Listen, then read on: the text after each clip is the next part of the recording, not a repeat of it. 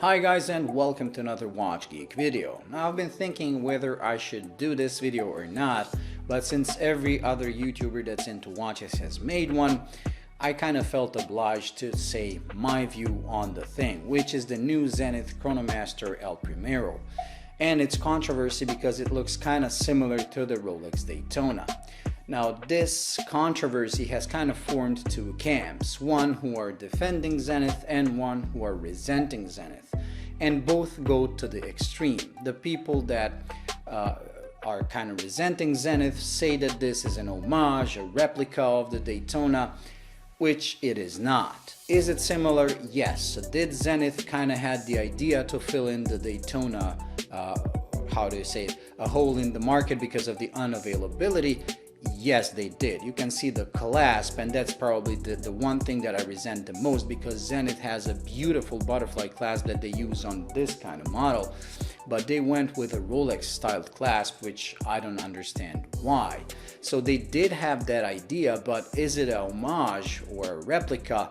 It's far from it. If you look at the case shape, the lugs, the lines, it's completely different. The dial with the subdials, it's pretty much this watch with a ceramic bezel added to it. So it's original enough not to be called an homage. However, people that are defending Zenith are then again taking it to the extreme, ignoring the fact that it really is similar. I mean, if Zenith released different colors like their usual blue, slate gray and all that, there probably wouldn't be a controversy, but they did release a white and a black dial, and they released it with an intention to actually pull in people who like the look of the Daytona. That's a fact. I believe that's a fact.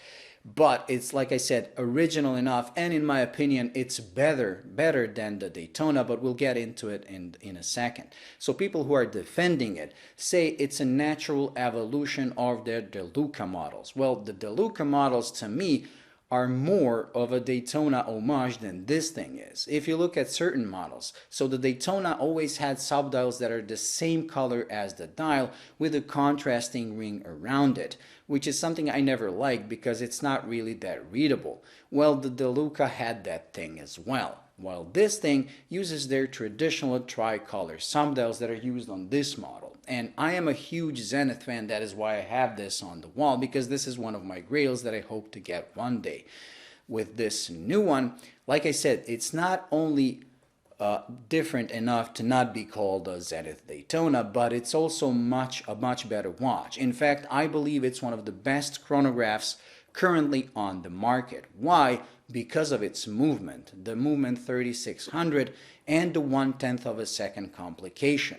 On all other mechanical chronographs, the main seconds hand, the one that you see, the biggest one, makes one full revolution every minute, making reading seconds and things smaller than a second almost impossible. Yes, you can read the seconds, but everything else is pretty blurry.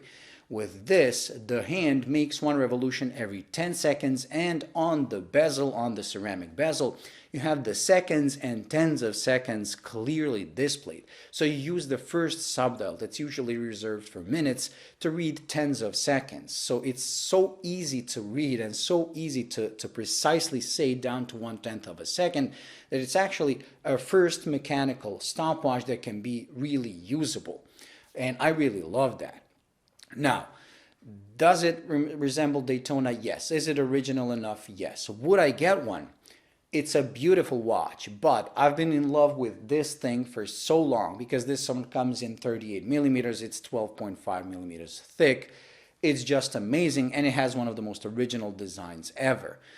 The new one, because of the movement, I'm kind of torn. I would still rather get this one, but if Zenith plans on updating these, the 1969 Chronomasters with that new movement, now that would be my dream watch. Anyways, so that's it. So as you can see, I'm kind of in the middle. I can admit that it does look like a Daytona in a way from far away.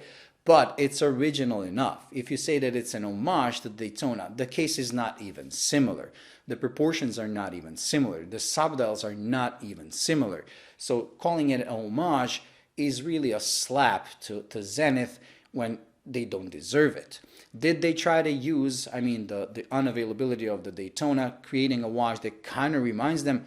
Yes, I believe they did, but they did it in a very original way, the way they designed their watches. So they really do not deserve being called out and all those extremes. But again, those extremes that are defending Zenith are really not my point as well. I'm a Zenith fan, but I can see what the Luca was, and I can see their intention with this model. So the truth is, as always, somewhere in the middle. Do I like the watch? Yes, I like it very much. I love the movement, but I still kind of prefer the look of this. Anyways, that's it. That's my take on this controversy that hopefully will get more people to notice Zenith, because they deserve it. They're one of the most underestimated brands out there. They make excellent movements, and the Daytona was powered by a Zenith movement up to year 2000. So they're really onto something. Anyways, that's it. So thank you for watching. I hope you enjoyed. If you did, please like and subscribe, and I'll see you in the next one.